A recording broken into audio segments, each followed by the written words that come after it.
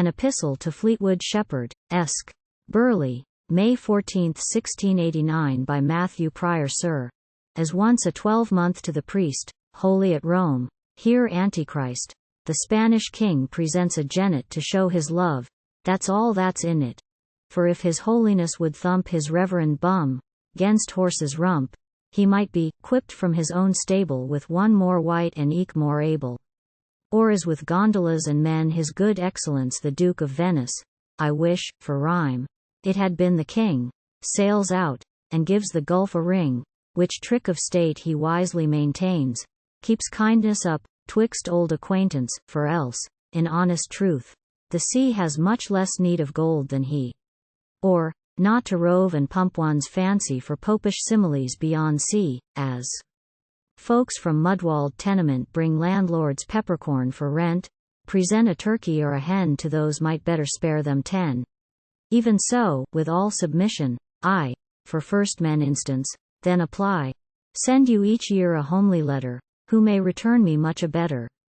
Then take it, sir, as it was writ to pay respect, and not show wit, nor look askew at what is. Saith, there's no petition in it, faith. Here some would scratch their heads, and try what they should write, and how, and why, but I conceive such folks are quite in mistakes in theory of writing. If once for principle 'tis laid that thought is trouble to the head, I argue thus. The world agrees that he writes well who writes with ease. Then he, by sequel logical, writes best who never thinks at all. Verse comes from heaven like inward light. Mere human pains can ne'er come bite.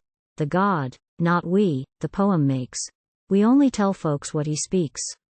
Hence when anatomists discourse how like brutes organs are to ours, they grant, if higher powers think fit, a bear might soon be made a wit, and that for anything in nature, figs might squeak. Love odes, dogs bark satire. Memnon, though stone, was counted vocal, but 'twas the God meanwhile that spoke all. Rome oft has heard a cross haranguing, with prompting priests behind the hanging. The wooden head resolved the question, while you and Petus helped the jest on. Your crabbed rogues that read Lucretius are against gods you know and teach us, the gods make not the poet, but the thesis vice versa put, should Hebrew wise be understood, and means, the poet makes the god. Egyptian gardeners thus are said to have set the leeks they after prayed to, and Romish bakers praised the deity they chipped while yet in its panity. That when you poets swear and cry the god inspires, I rave, I die. If inward wind does truly swell ye, tea must be the cholic in your belly.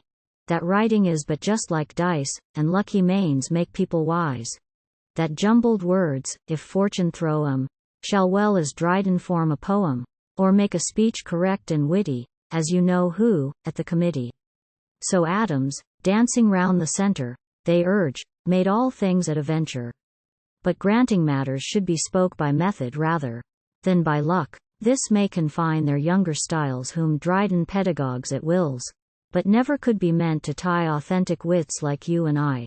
For as young children, who are tied in go-karts, to keep their steps from sliding, when members knit, and legs grow stronger, make use of such machine no longer, but leap pro libitu, and scout on horse-called hobby, or without. So when at school we first declaim, old Busby walks us in a theme, whose props support our infant vein, and help the rickets in the brain. But when our souls their force dilate, and thoughts grow up to wit's estate, in verse or prose we write or chat, not sixpence matter upon what. 'Tis not how well an author says, but 'tis how much that gathers praise. Tonson, who is himself a wit, counts writer's merits by the sheet. Thus each should down with all he thinks, as boys eat bread to fill up chinks. Kind sir, I should be glad to see you. I hope you're well. So God BWI, you, was all I thought at first to write. But things since then are altered quite. Fancies flow in and muse flies high, so God knows when my clack will lie. I must, sir, prattle on, as afore, and beg your pardon yet this half hour. So at pure barn of loud non-con, where with my granum I have gone, when Lob had sifted all his text, and I well hope the pudding next, now to apply, has plagued me more than all his villain cant before. For your religion, first of her your friends do savoury things aver, they say she's honest as your claret, not soured with cant, nor stummed with merit. Your chamber is the sole retreat of chaplains every Sunday night. Of grace no doubt a certain sign when layman herds with man divine. For if their fame be justly great who would no popish nuncio treat, that his is greater we must grant who will treat nuncios Protestant. One single positive weighs more, you know, than negatives a score. In politics I hear you're staunch, directly bent against the French. Deny to have your freeborn toe dragooned into a wooden shoe. Or in no plots, but fairly drive at the public welfare in your private. And will for England's glory try Turks, Jews, and Jesuits, to defy, and keep your places till you die. For me, whom wandering fortune threw from what I loved, the town and you, let me just tell you how my time is passed in a country life. Imprimis, as soon as Phoebus Res inspectus, first, sir, I read, and then I breakfast. So on, till foresaid God does set, I sometimes study, sometimes eat. Thus of your heroes and brave boys, with whom old Homer makes such noise, the greatest actions I can find are, that they did their work and dined. The books of which I'm chiefly fond are such as you have whilom conned, that treat of China's civil law and subjects' right in Golconda, of highway elephants at Ceylon, that rob in clans like men Highland, of apes that storm or keep a town as well almost as Count Lozan, of unicorns and alligators, elks, mermaids, mummies, witches, satyrs, and 20 other stranger matters, which, though they're things of no concern in make all our grooms admire my learning. Critiques I read on other men, and hypers upon them again, from whose remarks I give opinion on 20 books, yet ne'er look in one.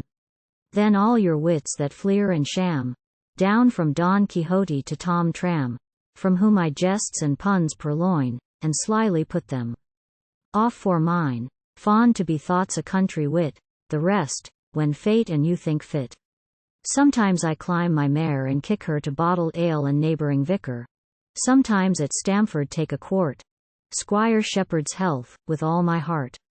Thus, without much delight or grief, I fool away an idle life, till Shadwell from the town retires, choked up with fume and sea-coal fires, to bless the wood with peaceful lyric. Then hey for praise and panegyric, justice restored, and nations freed, and wreaths round William's glorious head.